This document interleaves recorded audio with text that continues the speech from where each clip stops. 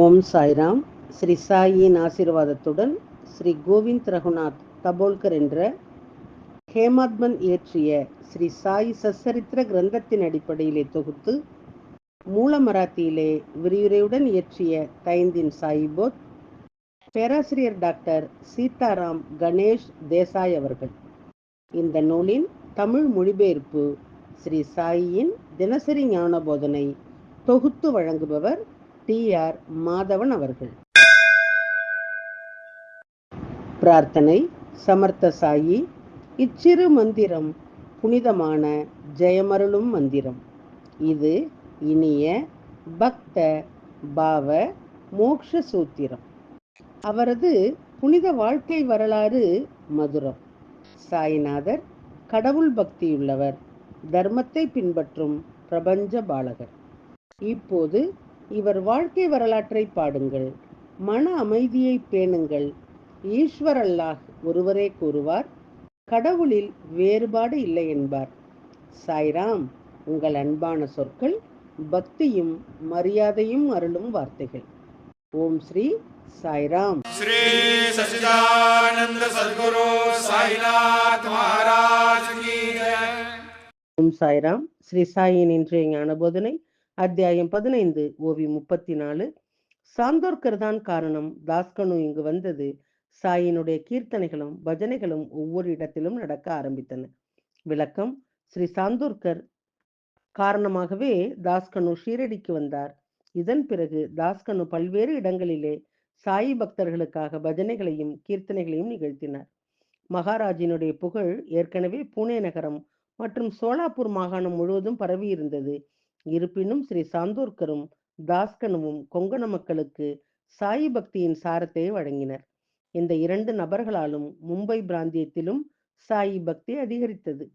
கோபினேஸ்வர் கோவிலிலே தாஸ்கனுடைய கீர்த்தனை நடந்து கொண்டிருந்தது. ஹரியினுடைய நாமத்துடன் சாயியின் நாமமும் அங்கே உச்சரிக்கப்பட்டது. அவருடைய கீர்த்தனைக்கு பலர் வருகின்றார்கள்.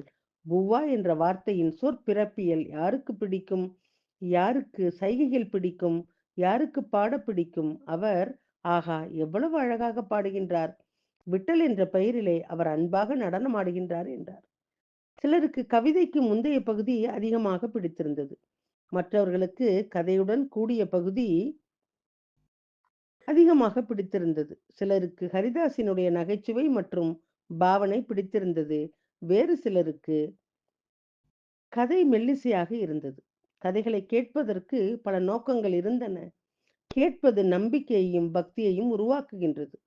மேலும் கடவுள் அல்லது துறவியின் பாதங்கள் மீது அன்பு உருவாகின்றது. அழுக்கை கழுவாத ஒன்றை நாம் சோப்பு என்று அழைக்க வேண்டுமா? அதே போல அறியாமையை போக்க முடியாத அந்த கேட்பதின் தேவை எதற்கு?